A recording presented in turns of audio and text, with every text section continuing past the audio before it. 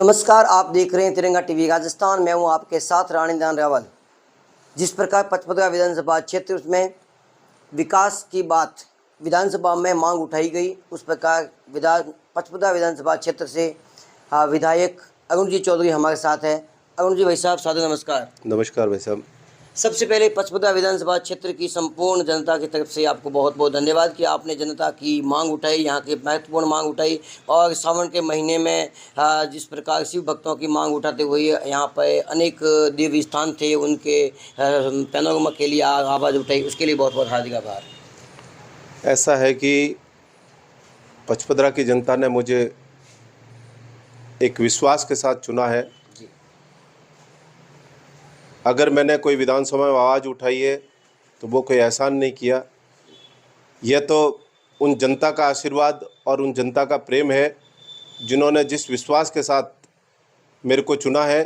तो मेरा फ़र्ज़ बनता है कि मैं जनता की जो आवाज़ है वो उस विधानसभा के पटल पे रखूं और जनता की जो मांगें हैं उनको करवाऊं, यही आपसे कहता हूं। सर, एक बात तो है कि जिस प्रकार सिवाना विधायक हमीर सिंह जी भायल ने अंग्रेजी माध्यम जो महात्मा गांधी स्कूलें थी वो बंद करवाने की अनुशंसा की है और शिक्षा विभाग, शिक्षा निदेशालय बीकानेर में उस पर कार्रवाई भी शुरू कर दी है, तो क्या अपने पचपदरा विधानसभा क्षेत्र से में भी महात्मा गांधी इंग्लिश मीडियम स्कूलें कुछ बंद करवाने की आपने कोई अनुशंसा की है?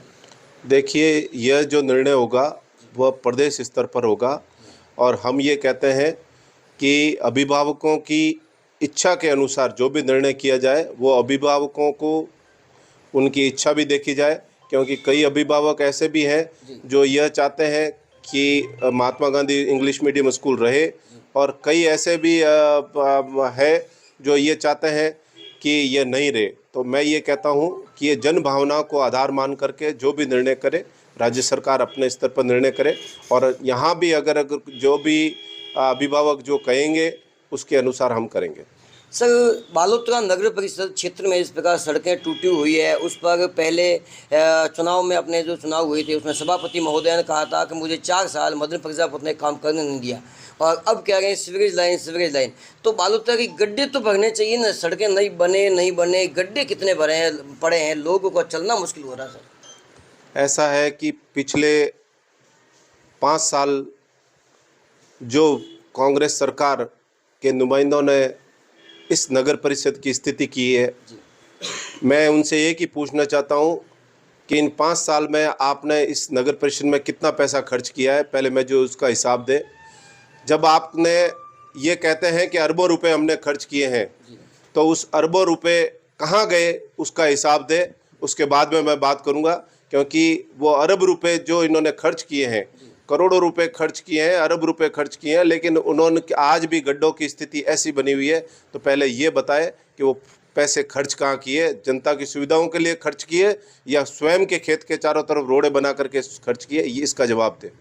सर, जिस प्रकार पहली बार आप नाहटा चिकित्सालय गए थे और आपका आक्रोश था, आपने वहाँ पर स्वागत भी नहीं करवाया था, आपने कहा पहले नाहटा अस्पताल की व्यवस्थाएं बदलनी चाहिए तभी मैं यहाँ पे स्वागत करवाऊंगा, वरना स्वागत नहीं करना। उसके बाद में नाहटा हॉस्पिटल की हालत बद से बदतर हो रही है। ब्लड बैंक था, क्या वो जांच जो लेबोरेटरी थी वो बंद कर दी गई है, मात्र 2-3 घंटे जांच होती है, डॉक्टर यहाँ पे है नहीं, सोनोग्राफी बंद हो गई है, गंदगी के बड़े ढेर लगे हैं, पुलिस चौकी पहले थी अब पुलिस चौकी हटा दी गई है। तो इसके बारे में आपका क्या कहना है? ऐसा है कि आपको ये बता दूं सबसे पहले तो कि जो जांचें हैं उस जांचों में किसी तरह का ये खाली वैमनस्यता के रूप में अपने क्या नाम बातें हो रही है, उसमें किसी तरह का कोई फेरबदल नहीं किया गया, बराबर जांचें हो रही है।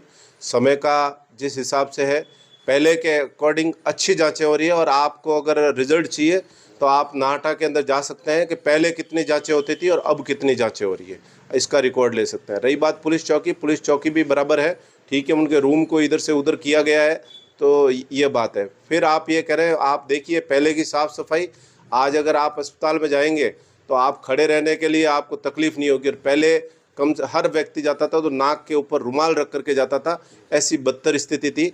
और मुझे पूरा विश्वास है कि आने वाले समय में इस अस्पताल को और भी अच्छे ढंग से निखारा जाएगा। और जैसा कि आपने सोनोग्राफी के डॉक्टर का कहा, तो डॉक्टर जो भी है एक बार स्थानांतरण या किसी का होता रहता है, तो मुझे पूरा विश्वास है निकट भविष्य में जो सोनोग्राफी का डॉक्टर है हमारे को, क्योंकि पर्टिकुलर सोनोग्राफी के डॉक्टर मिलना प्रदेश के अंदर बड़ी गंभीर समस्या है। तो अभी हमारे को एक सोनोग्राफी का कोई डॉक्टर मिला है, तो मुझे पूरा विश्वास है कि हम उनको अतिशीघ्र उनको यहाँ पर पदस्थापित करेंगे। सर, विधानसभा में आपने पेयजल समस्या का मुद्दा अच्छी तरह से उठाया, मांग अच्छी उठाई, लेकिन फिर भी समस्या का समाधान नहीं हो रहा है। कांग्रेस राज में वही था, आज बीजेपी राज में भी पानी की समस्या 15 दिनों में, बालूतरा शहर में भी 15 दिन में सप्लाई नहीं हो पाता है। इसकी समस्या का समाधान कब होगा सर? ऐसा है कि कोई भी चीज़ नींव का पत्थर होती है। जी। भारतीय जनता पार्टी के शासनकाल में मीठा पानी आया, लेकिन पिछले 5 साल में जो पानी आया उसकी स्थिति मनोदशा ऐसी थी कि आज मेरे विधानसभा क्षेत्र की लगभग 18 टंकियाँ हैं, उसके अंदर कांग्रेस सरकार ने एक दिन पानी नहीं भरा। हमने आने के बाद में जो ग्रामीण क्षेत्र की जो टंकियां हैं उनमें पानी भरने की व्यवस्था कराई। अभी भी कुछ टंकियां हैं जिनमें पानी भरा नहीं, क्योंकि उसका सबसे बड़ा गंभीर विषय ये है कि इन्होंने किसी तरह की कोई पाइपलाइन वगैरह की व्यवस्था नहीं की। और रही बात आप 15 दिन के अंदर पानी की, तो ये सब पुरानी सरकारों के कारण है, क्योंकि उन्होंने पुरानी सरकार ने जगह जगह वाल लगा दिए, लोगों के लिए ये असुविधा कर दी। और जिस प्रकार अभी बालोतरा शहर के अंदर पूरे शहर की पाइपलाइन बदली जा रही है, मुझे पूरा विश्वास है आने वाले टाइम में इससे हर घर के अंदर स्वच्छ जल और बहुत ही प्रेशर से जल मिलेगा।